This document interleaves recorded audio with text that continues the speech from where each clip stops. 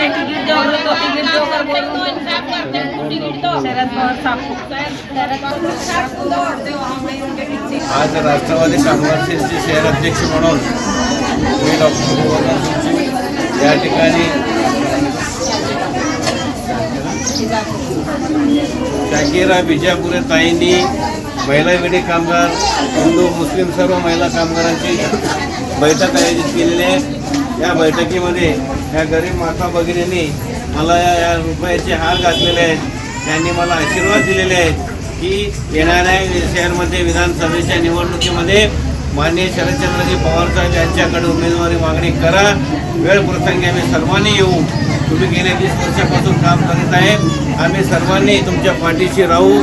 तुम्हाला उमेदवार मिळण्यासाठी प्रयत्न करा। आम्ही देखील सर्वांनी तुम्हाला आशीर्वाद दिलेले आहे आणि येणाऱ्या विधानसभेमध्ये शहरमध्ये निवडणुकीमध्ये तुम्ही उमेदवारी घेऊनच या पद्धतीने त्यांनी आशीर्वाद दिलेले आहेत। आणि माझं सुद्धा म्हणणं आहे, गेल्या 20 वर्षापासून कामगारांसाठी सेवा करीत आहे। परवाच्या निवडणुकीमध्ये माननीय प्रणिताई शिंदे यांना मतदान करा म्हणून आम्ही या ठिकाणी आवाहन केलं होतं। या सर्व महिलांनी, हिंदू मुस्लिम महिलांनी सर्वांनी जातीभेद न बघता आणि त्या ठिकाणी प्रणिताई शिंदे यांना निवडून दिलेले आहेत। त्याच पद्धतीने ते म्हणतात की डॉक्टर तुम्ही सुद्धा उभे राहा, तुम्ही गरीब आहेत आणि तुम्ही निवडणुकीला उभे राहिलात तर आम्ही सर्वांनी वेळ प्रसंगी चंदा जमा करून तुमच्या निवडणुकीमध्ये खर्च करू। कुठल्याही परिस्थितीत आमचा धंदा टिकला पाहिजे। गेल्या 20 वर्षापासून विडी उद्योग संकटात आहे। विडी उद्योग टिकणं गरजेचं आहे। अनेक लोक निवडून गेले, तिकडेच गेलेले आहेत आणि हा धंदा टिकवण्यासाठी गरीब कार्यकर्त्याची आवश्यकता आहे।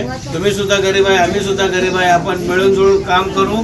येणाऱ्या निवडणुकीमध्ये, विधानसभेच्या निवडणुकीमध्ये तुम्हाला तिकीट मिळण्यात यावा असून अप्पा लोक सगळ्यांनी, माझ्या बहिणी, माता भगिनी लोकांनी मला आशीर्वाद दिलेले आहेत। मला कुठल्याही परिस्थितीत माननीय शरदचंद्र पवार साहेबांना मी विनंती करीत आहे की येणाऱ्या विधानसभामध्ये गरीब कार्यकर्त्याचा विचार करा, कामगारांचा विचार करा।